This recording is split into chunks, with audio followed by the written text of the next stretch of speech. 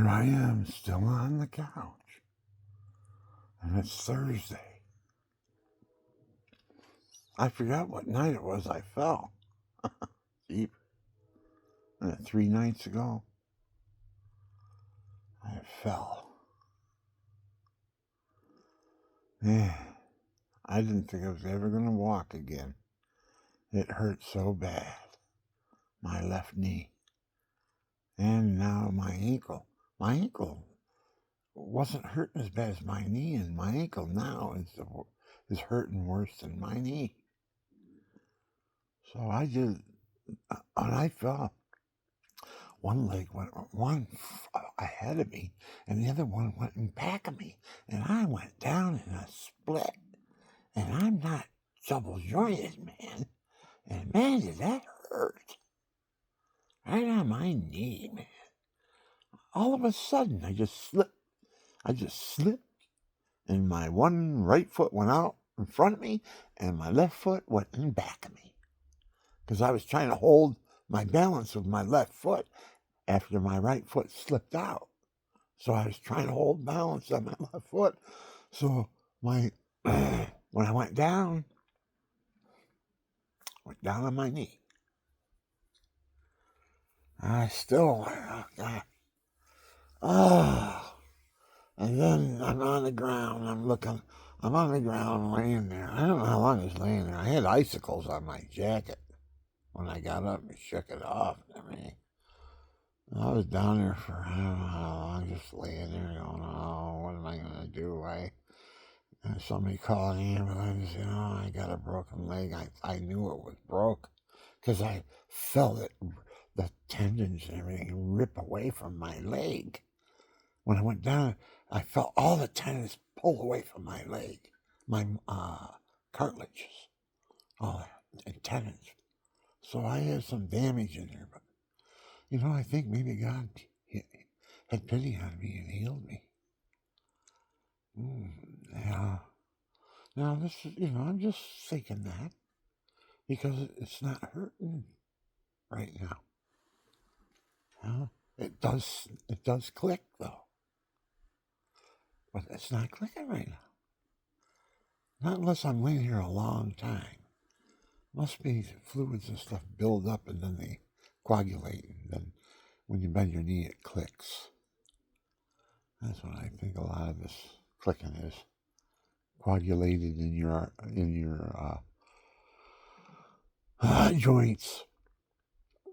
I notice in my neck, if I don't go like this and keep at least once a day go like this, you hear all this clicking in your brain, when you're going like this, right? All this clicking and everything. Then all of a sudden, the clicking gets less and less. And now you've got your whatever it was that was a buildup in those joints is smoothed out. You smoothed it out. I don't hear the clicking as much, but I can still hear it when I go, oh man, you gotta exercise your neck. Oh, I do it like this. I roll it like this. You twist it like that. You twist it like that. Sports therapy. I got a 2-year degree in sports therapy. I wanted to be a sports therapist with a football team or something, or basketball team. I don't know, anybody that, they had to rehabilitate their muscles and stuff like that, their joints and rapping. I was a pretty good rapper. I can rap hands real good. I'm still good at that. Well, I haven't done it in a long time though. See, I'm talking about my archived degree 50 years ago. Jeepers. 78. That's not 50 years ago. Almost, I bet. And, 78. It will be 58 and 28. It will be 50.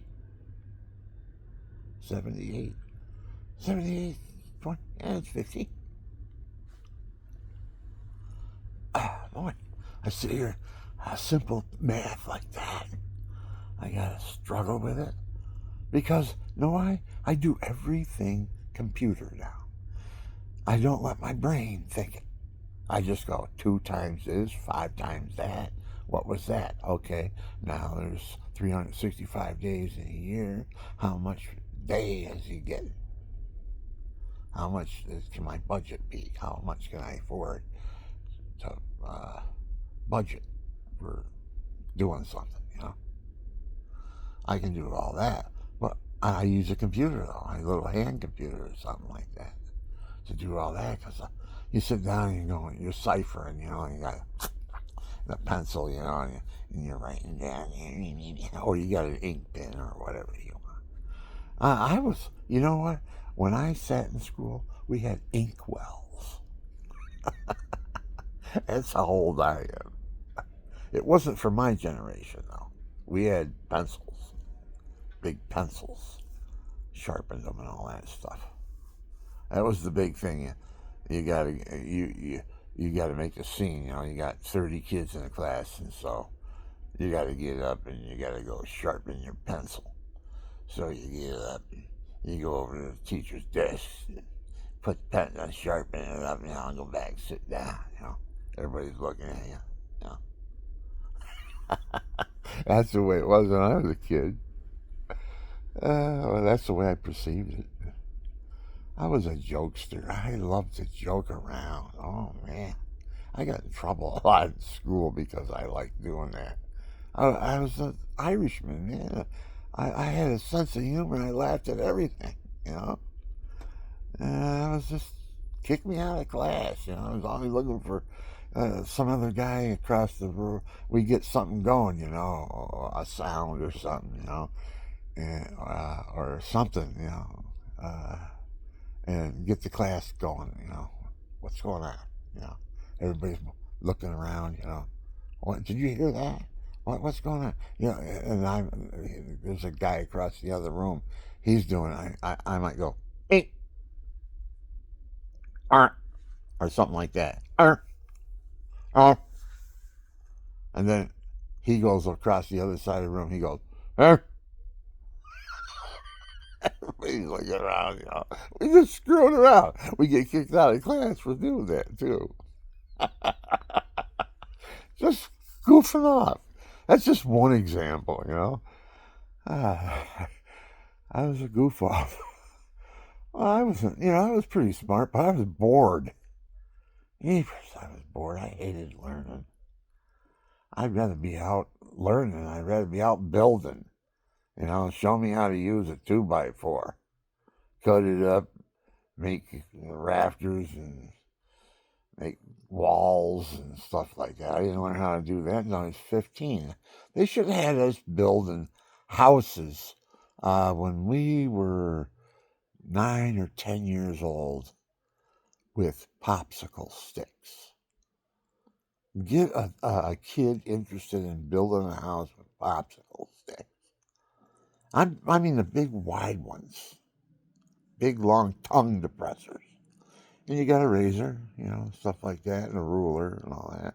And you can cut your wood and everything.